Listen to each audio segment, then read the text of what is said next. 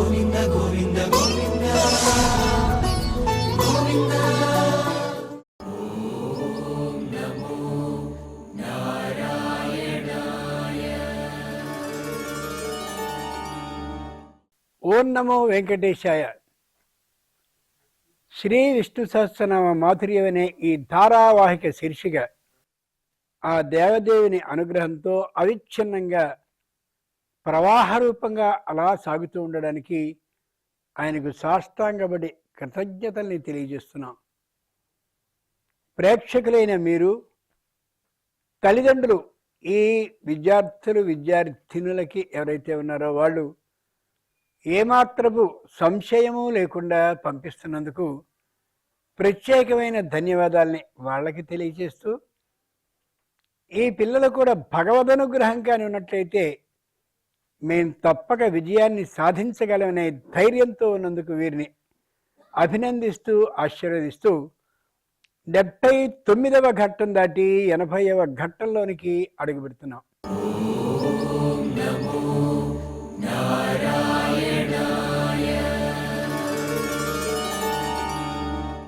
ఒక్కొక్క ఘట్టంలోనూ ఒక్కో నామాన్ని తెలియజేసుకుంటూ ఉండడమే కాక ప్రేక్షకుల నుండి వచ్చినటువంటి ఒక ప్రశ్నకి సమాధానాన్ని కూడా తెలుసుకుంటూ వెళుతూ ఉండడం చాలా ఆనందదాయకంగా అనిపిస్తోంది.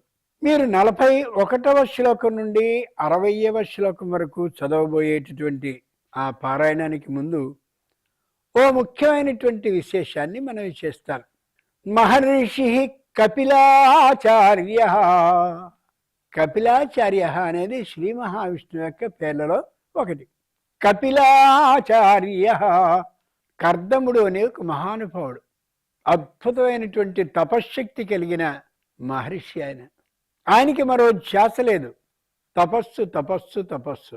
ఆయనకు దేవహూతి అని ఒక భార్య ఉంది, దేవహూతి. ఈ కర్దముడు దేవహూతి పరమ అన్యోన్యంగా ఉంటూ ఉండేవారు. చిత్రం ఏంటంటే బ్రహ్మ కంటే ముందే పుట్టాడు ఆయన. ఆశ్చర్యం కాదు? అంతటి గొప్పదైనటువంటి తపస్సు మాత్రమే తమ జీవన వృత్తిగా కలిగిన ఈ ఇద్దరి దగ్గరికి ఓ రోజు బ్రహ్మ వచ్చాడు. వచ్చి, ఓ దంపతులారా, మీకు వాసుదేవుడు పుత్రుడిగా పుట్టబోతున్నాడయ్యా, ఎంత అదృష్టవంతులు మీరు. ఆ శ్రీ మహావిష్ణువుని తలుచుకుని తలుచుకుని తలుచుకుని ఆయన దర్శనం లభించకుండా చాలామంది ఉంటారు. ఆ శ్రీ మహావిష్ణువు కోసం తపించి తపించి తపించి ఆయన వాక్కుని మాత్రమే విని ఆయన రూపాన్ని దర్శించని వాళ్ళు చాలామంది ఉన్నారు. ఆయన కోసం తపస్సుని చేసి తపించి తపించి ఆయనలా ఒకసారి పెద్దదైనటువంటి మెరుపు తీగిలా వచ్చి గబుక్కుని వెళ్ళిపోయిన సందర్భాలు ఎన్నో ఉన్నాయి. ఇవన్నీ నారదునికి జరిగాయి ఒకప్పుడు. అదేవిధంగా ఆ దంపతుల్ని గురించి తలుచుకుని తలుచుకుని తపస్సు చేసి చేసి అలా ఒక క్షణం దర్శించగలిగి వెంటనే అక్కడితో దర్శనం అయిపోయినటువంటి వాళ్ళు కూడా ఉన్నారు. కానీ మీ అదృష్టం ఎంతటిదంటే ఆమె గర్భవాసాన ఆ వాసుదేవుడు పెట్టబోతున్నాడయ్యా, ఆ వార్తని నేను చెప్పడం ఏదుందో అది నాకు ఎన్ని జన్మల పుణ్యంగానో నేను భావిస్తున్నాను అన్నాడు. వాళ్ళిద్దరి ఆనందానికి అంతు లేదు. అవును కదా?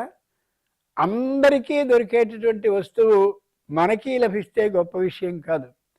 ఎవరికీ దొరకనటువంటి వస్తువు, అరుదుగా ఉండే వస్తువు, అది మనకి లభించినట్లయితే ఉండే ఆనందం చాలా ఎక్కువ కదా. కర్దముడు దేవహూతి పరమానందపడిపోయి ఆమెకి ఎప్పుడైతే గర్భలక్షణాలన్నీ కనిపించడం ప్రారంభించాయో అక్కడి నుంచి మరింత శ్రద్ధా భక్తులతో మహావిష్ణువుని ధ్యానించసాగారు. అలాగే కొంతకాలం అయిన తర్వాత, అంటే సంవత్సర కాలం అయ్యాక, ఆ కర్దముడు దేవహూతి అనేటటువంటి వారికి శ్రీ మహావిష్ణువే జన్మించాడు. బ్రహ్మ చెప్పాడు, కపిలాచార్యుడిని పేరు పెట్టుకో.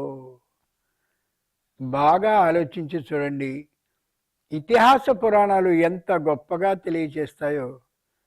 అతడి భవిష్య విధానాన్ని గమనించి పరమోత్తముడు కాగలుగుతాడని గ్రహించి ఇతడికి కపిలాచార్యుడని పేరు పెట్టు అని సూచించాడు. పూర్వం రోజుల్లో అలాగే పేర్లని సూచిస్తూ ఉండేవారు. జ్యేష్ఠం రామం మహాత్మానం భరతం కేకయీసుతం సౌమిత్రిం లక్ష్మణమితి శత్రుఘ్నమపరం తథా. మహానుభావుడైన వశిష్ఠుడు మొదటి ఉయ్యాల దగ్గరికి వచ్చి వీడి పేరు రాముడని పెట్టు, రెండో ఉయ్యాల దగ్గరికి వచ్చి వీడి పేరు భరతుడని పెట్టు, మూడో ఉయ్యాల దగ్గరికి వచ్చి లక్ష్మణుడు, నాలుగో ఉయ్యాల దగ్గరికి వచ్చి శత్రుఘ్నుడు అని పేరు పెట్టున్నాడు. దానికి అర్థం విశేషార్థం అది మనం ఒకసారి అనుకున్నాం, మరి ఇంకో సందర్భంలో అనుకోవలసి వస్తే అనుకుందాం. అలా పూర్వులు చెప్పేవారు. మనం కూడా ఇప్పుడు ఆ సంప్రదాయాన్ని పాటిస్తూ ఉండేవాళ్ళమే కనుక అయినట్లయితే వాళ్ళ భవిష్య ఫలితాలు, రాబోయే ఫలితాలు ఉన్నతంగా ఉండే అవకాశం ఉంటుందని మనకి ఈ సంఘటన తెలియజేస్తుంది. అలాగే కపిల ఆచార్యుడు అని పేరు పెట్టారు. పువ్వు పుట్టగానే పరిమళిస్తుంది అంటారు కదా. అలాగే చందన వృక్షం ఎంత జాగ్రత్తగా దాచేసినప్పటికీ, ఎన్ని చెట్ల మధ్యలో ఉన్నప్పటికీ ఆ మలయ పర్వతం మీద నుంచి వచ్చేటటువంటి వాయువు అలా రాగానే తనకి సహజంగా ఉండేటటువంటి సువాసనని మరింత పెంచేస్తుంది కదా. అలా ఈ కపిల ఆచార్యుడు చిన్నప్పటి నుండే అమోఘమైనటువంటి దైవ ధ్యాస కలిగిన వాడు. ఎవరైనా వాదాన్ని చేస్తూ ఉంటే వాదంలో ఎంత నిజముందో గమనించగలిగిన వాడు. వారేదైనా వ్యతిరేక విధానంతో కానీ మాట్లాడుతూ ఉన్నట్లయితే వ్యతిరేక విధానంగా మాట్లాడే వారికి సరైనటువంటి సమాధానాన్ని ఇచ్చి ఆ వాదంలో ఏ తప్పుందో చెప్పగలిగిన తనం కలిగిన వాడు అయ్యాడు. అందరికీ ఆశ్చర్యంగా ఉండేది, ఇదేమిట్రా ఇంత 5 ఏళ్ల బాలుడు ఇన్ని విశేషాలను ఎలా తెలియచేయగలుగుతున్నాడు అని. అలా మెల్లమెల్లగా కపిల ఆచార్యుడు శ్రీ మహావిష్ణువుకి సంబంధించిన సర్వ జన్మ రహస్యాల్ని కూడా స్వయంగా తనకు తాను తపశ్శక్తి ద్వారా గ్రహించగలిగాడు. మహర్షులంటే అదే. వాళ్ళు మళ్ళా పుస్తకాలని చదువుకుని పరీక్షల్ని రాసి ఇన్ని అంకాలతో అంటే మార్కులతో ఉత్తీర్ణులయ్యాం కాబట్టి ఇంత పాండిత్యం ఉందని ఇలా ఉండేది కాదు. కేవలం తపశ్శక్తి ద్వారా వాళ్ళకి ఎంత స్థాయి ఉందో గమనించుకోగలుగుతూ ఉండేవారు. ఒక్కసారి మనం ఒక 20 ఏళ్ల క్రితానికి వెళ్ళినట్లయితే కృష్ణుడు పుట్టబోతున్నాడనే యథార్థాన్ని తెలిసి ఆ చుట్టుపక్కల ఉండేటటువంటి ముత్తైదువులు అందరూ వచ్చి ఒక ఆమె గర్భాన్ని ధరించినట్టుగా అలా ఆపసోపాలు పడుతూ ఉంటే చుట్టూరా ఉండేటటువంటి స్త్రీలందరూ కూడా విష్ణు సహస్రనామాన్ని పఠిస్తూ ఉండేవారు. ఆ మహావిష్ణువు కృష్ణునిగా ఈమె గర్భం నుండి జనించబోతున్నాడనేటటువంటి ఆ చిన్నదైన నాటకాన్ని అక్కడ ప్రదర్శిస్తున్నట్లుగానే ఉండేది. సరిగ్గా ఏ కృష్ణ అష్టమి వస్తుందో శ్రావణ మాసంలో బహుళపక్షంలో అర్ధరాత్ర కాలానికి ఆవిడ పెద్దగా ఆనందంతో అదే ఆ పురిటి నొప్పులు కలిగినటువంటి దుఃఖంతో రెంటిని కలిపి ఒకసారి అలా పెద్దగా రావగానే అందరూ కూడా విపరీతమైన ఆనందంతో శ్రీ మహావిష్ణువు ఇక్కడ కలిగాడని ఆ సంతోషాన్ని వ్యక్తీకరిస్తూ ఉండేవారు. అటువంటి సంప్రదాయాల్ని మనం కానీ మళ్ళీ పునరుద్ధరించినట్టయితే తెస్తే భగవంతుడి మీద ఎంత విశ్వాసం మనకి కలుగుతుంది, అవునా కాదా? ఆలోచించుకు చూసుకోగలగాలి. ఇంకో విశేషం కూడా ఉంది. కృష్ణుడు పుట్టాడు, ఆ పుట్టినటువంటి వాడు మెల్లగా నడుస్తాడని చెప్పి కృష్ణ పాదాలని ఆ కృష్ణుని పాదాలని నేల మీద ఆ చక్కనైనటువంటి సుమంతో ప్రత్యేకంగా ఉండేది ఆ సున్నంతో అలా గీతలు గీసి ఎడమ కుడి వేసేసి అలా ఇంట్లో దాకా వేసేవారు. ఈ వేయబడ్డటువంటి కృష్ణ పాదాలు, ఆమె ఆపసోపాలు పడ్డ విధానం, అందరూ విష్ణు సహస్రనామ కీర్తనని మీరు చదివినట్టుగా పెద్ద ధ్వనితో పారాయణం చేస్తూ ఉంటే నిజంగా అక్కడ సంతానమే కలిగిందా అనే భ్రాంతి అందరికీ కలుగుతూ ఉండేది. ఆ కృష్ణుని పాదాల మీద పువ్వుల్ని వేస్తూ చాలా ఆనందంగా చేసేవారు. ఆ అర్ధరాత్ర కాలంలో ఎన్నో ప్రసాదాలని కృష్ణునికి ఇష్టం అయినటువంటి వాటిని పంచుకుంటూ ఉండేవారు. దాన్ని ఉత్సవంగా చేసుకునేవారు. అలా ఇక్కడ కూడా కర్దమ దేవహూతి అనే ఇరువురికి కపిలాచార్యుడు పుట్టగానే చుట్టూరా ఆశ్రమాల్లో ఉన్న వాళ్ళందరూ కూడా వచ్చి, వాసుదేవుడే నీకు పుత్రుడిగా పుట్టబోతున్నాడమ్మా, ఎంత ఆనందంగా ఉంది అని అందరూ కూడా ఆ వాసుదేవ కీర్తనలని, వాసుదేవుని గురించిన నృత్యాలని, వాసుదేవుని గురించినటువంటి ఉపనిషన్ మంత్రాలని, వేదాలని అన్నీ చదువుతుంటే పరమానందపడిపోయారు కర్దముడు దేవహూతి. మహర్షి కపిలాచార్య, ఈ కపిలుడు అక్కడి నుంచి చెప్పలేనటువంటి ఆ తాపసిక లక్షణం కలిగిన వాడయ్యాడు. తపస్సు తపస్సు తపస్సు తపస్సు, మరొకటి లేకపోయింది. అటువంటి ఆయనకి ఈ భూలోకం మీద ఇక్కడే ఉండి ఈ రణగుణ త్వరల మధ్య తపస్సుని చేసుకోవడం ఇష్టం లేక ఆయన నిర్ణయించుకుని పాతాళ లోకానికి వెళ్ళిపోయాడు. తానే పాతాళలోకం అంటే అన్ని లోకాలకి కిందిదైన లోకం. అక్కడికి వెళ్ళి విపరీతంగా తపస్సుని మొదలెట్టుకున్నాడు. తపస్సు అలా చేస్తూ చేస్తూ చేస్తూ ఉంటే సగరుడు అనేటటువంటి రాజు ఆయన తన పుత్రులైనటువంటి వాళ్ళందరినీ కూడా తాను చేస్తూ ఉండేటటువంటి యజ్ఞ అశ్వాన్ని ఇంద్రుడు దాచేస్తే, ఆ అశ్వం ఎక్కడుందో ఓసారి వెతుక్కురండి అని అంటే, ఆ సగరుని యొక్క పుత్రులైన వాళ్ళందరూ కూడా భూలోకం దగ్గర నుంచి తవ్వుకుంటూ తవ్వుకుంటూ తవ్వుకుంటూ తవ్వుకుంటూ పాతాళ లోకం దాకా వచ్చారు వాళ్ళు. ఆ పాతాళంలో ఏ కపిల మహర్షి ఎలా ధ్యానాన్ని చేసుకుంటున్నాడో తపస్సమాధి స్థితిలో అక్కడికి వాళ్ళు వచ్చారు. వస్తే ఈ కపిల మహర్షి పక్కనే ఆ యజ్ఞ అశ్వం కనిపించింది. దొంగ మహర్షి, ఇట్లాంటి జపాన్ని నువ్వు చేస్తావా? నువ్వేదో చాలా గొప్పగా ఉన్నావని అనుకున్నావు, ముక్కు మూసుకుని ఇంత నేరాన్ని చేస్తావా? మా నాన్న చేసేటటువంటి యజ్ఞ అశ్వాన్ని కాస్త దాచేసి యజ్ఞ భంగం చేయాలని ఆలోచిస్తున్నావా అని వాళ్ళందరూ ఆయన మీదికి దూకపోతే, అప్పటి వరకు తపస్సు చేసుకుంటూ ఉన్నటువంటి ఆయన కళ్ళు తెరిచాడు. భస్మం అయిపోయారు వాళ్ళు. 65,000 మంది, ఒకడు కాదు ఇద్దరు కాదు. ఇది ఎలా నమ్ముతామండి? కాదు.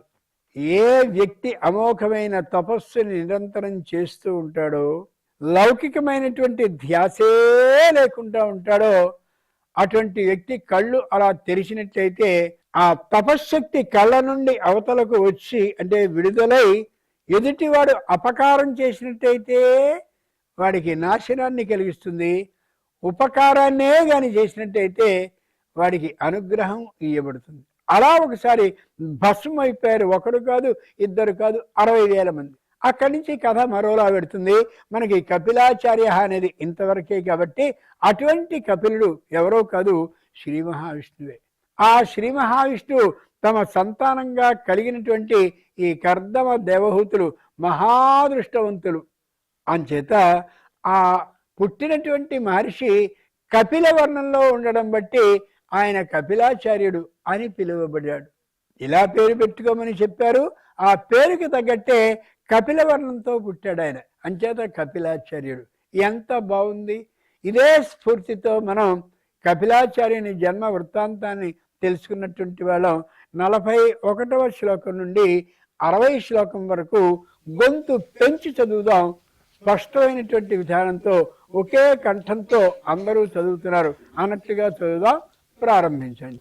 ఉద్భవక్షోభనో దేవ శ్రీగర్భ పరమేశ్వరః కరణం కారణం కర్తా వికర్తా గహనో గుహః వ్యవసాయో వ్యవస్థానః సంస్థానస్థానదో ధ్రువః పరద్ధి పరమస్పష్టః తుష్టః పుష్టః శుభేక్షణః రామో విరామో విరజో మార్గో నేయో నయోనయః వీరశక్తిమతాం శ్రేష్ఠో ధర్మో ధర్మవిదుత్తమః వైకుంఠః పురుష ప్రాణః ప్రాణదః ప్రణవపృదుః హిరణ్యగర్భः శత్రుఘ్నో వ్యాప్తో వాయురధోక్షజः ఋతుః సుదర్శనः కాలः పరమేష్టి పరిగ్రహः ఉగ్రः సంవత్సరో దక్షో విశ్రామో విశ్వదక్షిణः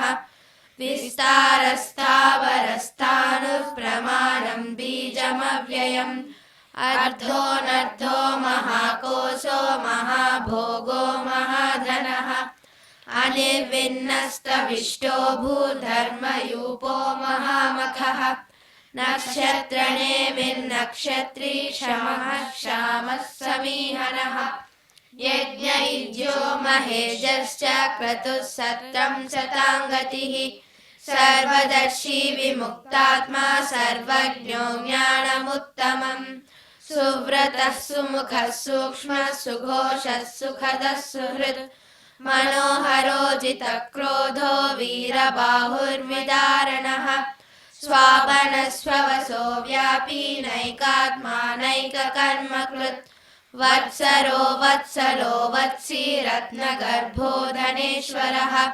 ధర్మకృద్ధర్మీ సదసక్షరమక్షరం అవిజ్ఞాతా సహస్రాంశుర్విధాతా కృతలక్షణః గభస్తినేమిః సత్వస్థః సింహో భూతమహేశ్వరः ఆదిదేవో మహాదేవో దేవేశో దేవభృద్గురుః ఉత్తరో గోపతిర్గోప్తా జ్ఞానగమ్యః పురాతనః శరీరభూతభుద్భోక్తా కపీంద్రో భూరి దక్షిణః సోమపోऽమృతः సోమః పురుజిత్పురుషత్తమః వినయో జయः సత్యసంధో దాసానः శాశ్వతాం పతిః జీవో వినయితా సాక్షి ముకుందో అమిత విక్రమః అంబో నిధిరనంతాత్మా మహోదధిశయోऽन्तకः అజో మహార్హ స్వాభావ్యో జితామిత్ర ప్రమోదనః ఆనందో నందనో నందః సత్యధర్మా